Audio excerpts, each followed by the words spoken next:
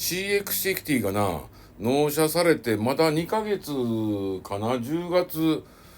11月CX60 の足回りで起こっとな音の問題原因をな追求しながらこの間の高速道路での直進安定性口悪いけどリコールが2回また車やから安心して乗ってええんやけど一応整備士やから確認してからないかなやっぱ気がする。特にな CX60 な新しいブッシュを使うことやろ。前のローアームのところにちょっとわざと隙間を作って縦方向にはいわゆる衝撃を吸収する分には逃げるけど横方向 G 方向な操作感ハンドルを左右に振った時にはその隙間がないからしっかりそのコーナリングしていきますよっていうそういう特殊なブッシュを使うとんやけどもしかしたらそれが原因で音出ちょんちゃうかなそれが原因で音出ちょんちゃうかな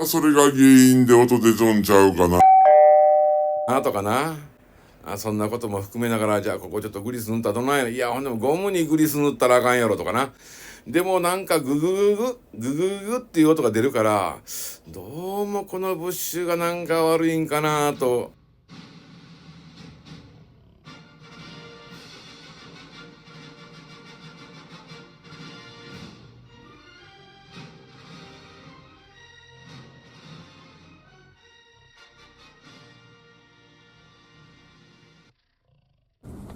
もう全然違う。本当に同じ車ですね。もうこのレベルでもう分かるっすね。角が丸なってる。もう一つ上のブレードの車。戻る。やっぱり戻る。よっこいしょうがない。戻る。感じる利点はこれ3つあるんだよね。1つ目が乗り心地の大幅な向上。めっちゃ良くなるからもう突き上げ感の間隔半分以下で縦揺りの減少前がひょこーんと上げへんから後ろは沈まへんだからフラットのままやピッチングがなくなるってこっちゃ。で次車両の直進安定性ハンドルセルフステアが強くなります。ちゃんとハンドル切った後戻したらプルルッとまっすぐまで乗ります。だから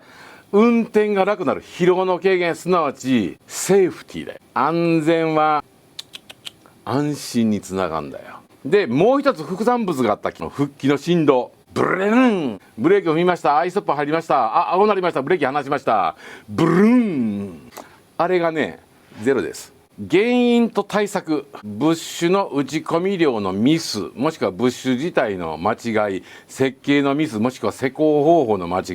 れから検査期間なんぼかを通過しなんとこのロアームぐにゃぐにゃぐにゃぐにゃぐにゃぐにゃぐにゃそれがよじれてここのさゴムのとこにこれがぶつかって塗装が剥げとんやんか。それはゴトンって音するよな。でぶつかったままこれがストロークしようとするからやな。キコキコ音するわな。キコキコギシギシ。普通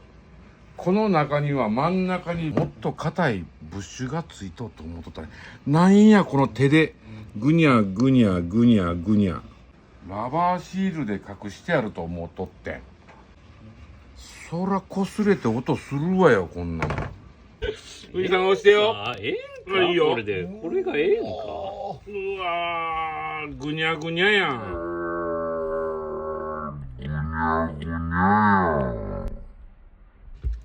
これそらゴトゴト音してるやんもうこの時点で。いやそらあかんわ。こんなん2トン絶対無理やん。富士山何キロ 0.1 富士山何キロ 0.1 富士山何キロ ?0.1 トン。この動画を見てもらったら分かる通りな何これグニュグニュなんだよな。これほら手首で曲がる力やね。こんなんでぐにゃぐにゃ動くっていうのがな。こ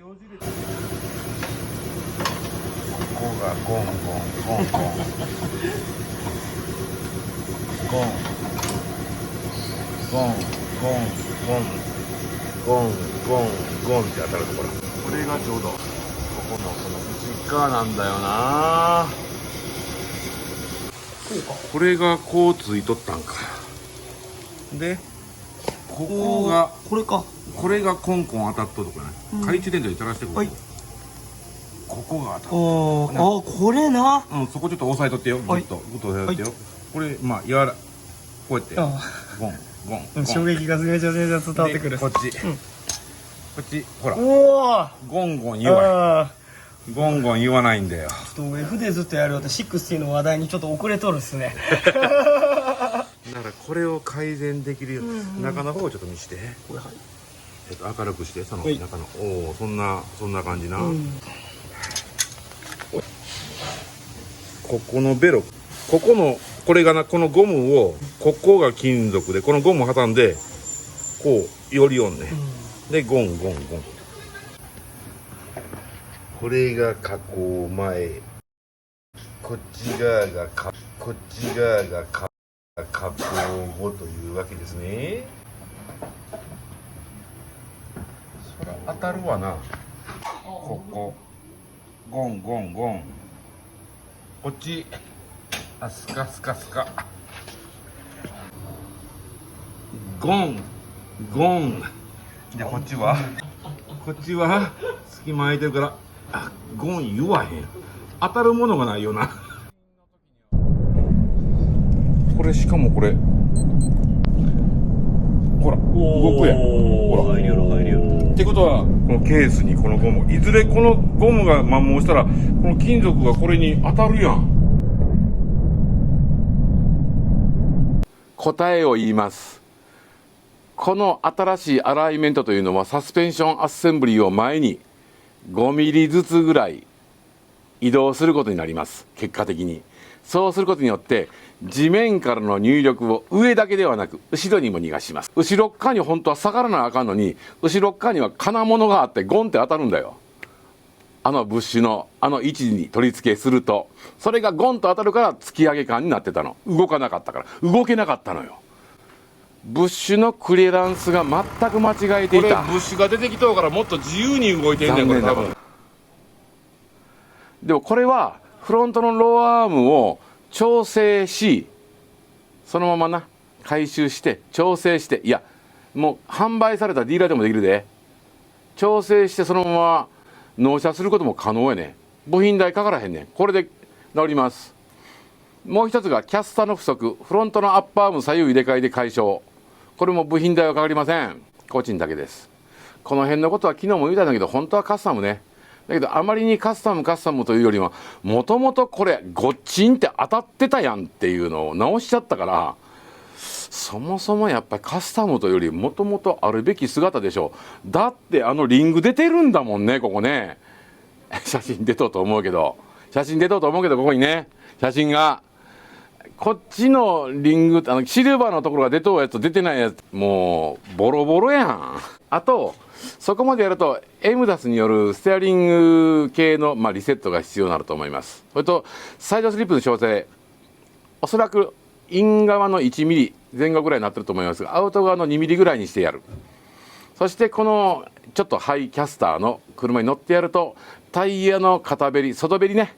あれも防ぐことができるようになると思います。部品代はゼロ作業のみで皆さんの車が良くなるんです。この動画の中でな某 SNS の YouTuber 整備士系 YouTuber の方が、違法改造するような話を皆さんに誘導していますがっていうことをもし上げてくるやつがおったら残念継続車検には何の関係もない。新車の保証が通らへんっていう問題はあるかもしれんでだけど今の時点で実は壊れてるじゃない。この話もちょっと持って言うとヒデポンチャンネルのヒデポンさんが言ってるような直し方をするとブッシュがちぎれる可能性がありますとかっていうふうに言うかもしれない。いや今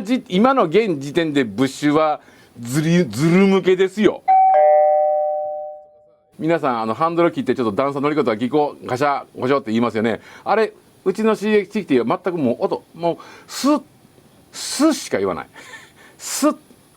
ワン久しぶりにやったぞ。ダブルウィッシュボンやろう。ダブルウィッシュボンワン左側だけ縁石乗り上げフワン右側縁石乗り上げフワンっ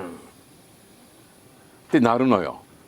それをゴムのところにブーツをかぶしたところで、それもう全く意味をなさない。17日にヒデポンのせいでヒデポンのせいでこれでくる頼むからこれでくる頼むからこれでくる頼むからこれ作る頼むからこれ作るつったら本当かねっつったらまずだ変わんないかっつったら変わんないんだよ11月は頼みますよって言われて以上さ